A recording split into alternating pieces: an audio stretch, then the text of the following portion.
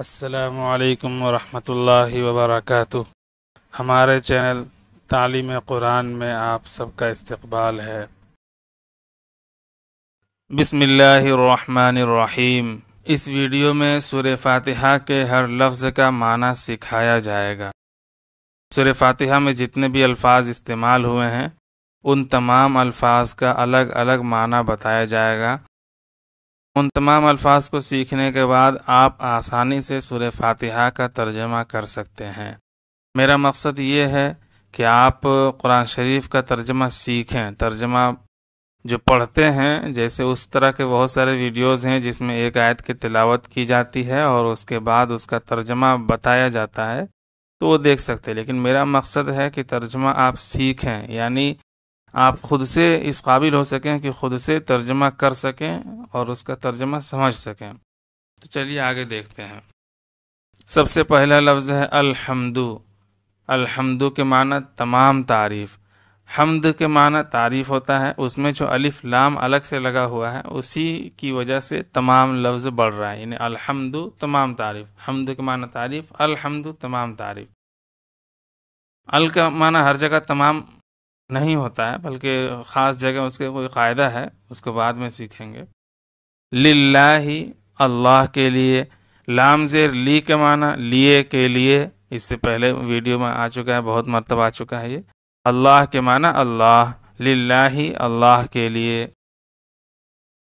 Ribbon کے معنی پروردگار، پالنہار۔ العالمین کے معنی سارا جہان۔ دونوں کو ملا دیں گے، رب العالمین سارے جہان کا پروردگار، سارے جہان کا پالنہار، کا بیچ میں آ جائے گا۔ الرحمن کے معنی بڑا مہربان۔ الرحیم کے معنی بہت رحم والا۔ مالکن کے معنی مالک، یہ تو اردو میں بھی استعمال ہوتا ہے۔ یومن کے معنی دن۔ الدین کے معنی جزا، بدلہ۔ وہی دین لفظ ہے جو دین اسلام بولتے ہیں، وہی دین لفظ ہے لیکن اس کا معنی الگ ہے۔ الدینوں کے معنی جزا، بدلہ۔ تینوں کو ملا کے ترجمہ دیکھتے ہیں۔ مالک یوم الدین۔ ترجمہ عربی میں تو لفظ اس طرح رہے گا، مالک یوم الدین۔ اردو میں ترجمہ بالکل اس کے الٹے ہوگا۔ الدین کا ترجمہ سب سے پہلے، یوم کا ترجمہ سب سے اس کے بعد، اور پھر مالک کا ترجمہ سب سے آخر میں۔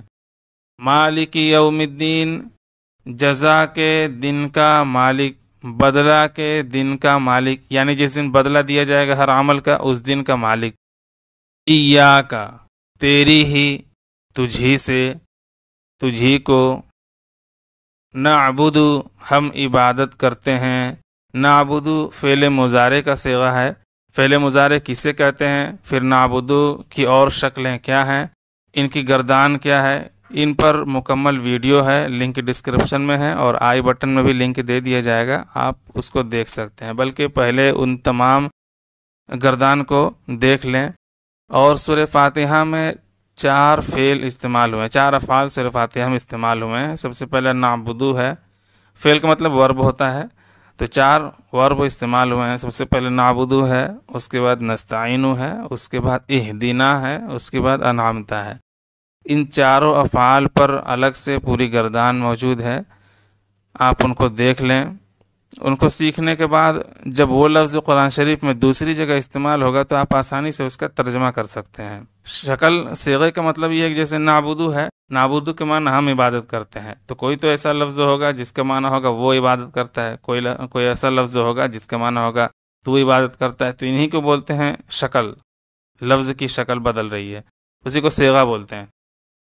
تمام صیغے اسی کو گردان بولتے ہیں، تمام صیغے ایک ساتھ بیان کیے جاتے ہیں، اس کو گردان، تو اس کی گردان بھی موجود ہے، معنی کے ساتھ موجود ہے، آپ اس کو دیکھ سکتے ہیں۔ وَإِيَّاكَ، واو کے معنی اور، ایاک کا معنی ابھی آیا، تجھی سے، تجھی کو۔ نستعین، ہم مدد چاہتے ہیں۔ نستعین فعل مضارع کا صیغہ ہے، لنک ڈسکرپشن میں آپ تفصیل سے دیکھ سکتے ہیں فعل مضارع کسے کہتے ہیں اور پھر نستعین کی اور شکلیں۔ اہدنا، تو دکھا ہمیں۔ اہدی نا دونوں الگ الگ ہے۔ اہدی کے معنی تو دکھا ہمیں، تو دکھا، نا کے معنی ہمیں۔ اہدی نا، تو دکھا ہمیں۔ الصراط کے معنی راستہ۔ المستقیم کے معنی سیدھا۔ الذین کے معنی وہ لوگ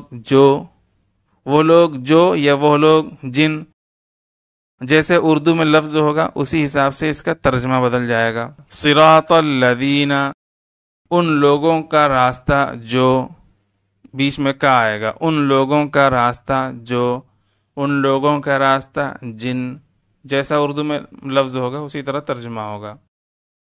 انعمت، تو نے انعام کیا، یہ فعل ماضی کا صیغہ ہے، یعنی پاسٹ ٹینس ہے۔ اس کی بھی ویڈیو، اس پر مکمل ویڈیو ہے، لنک ڈسکرپشن میں آپ دیکھ سکتے ہیں۔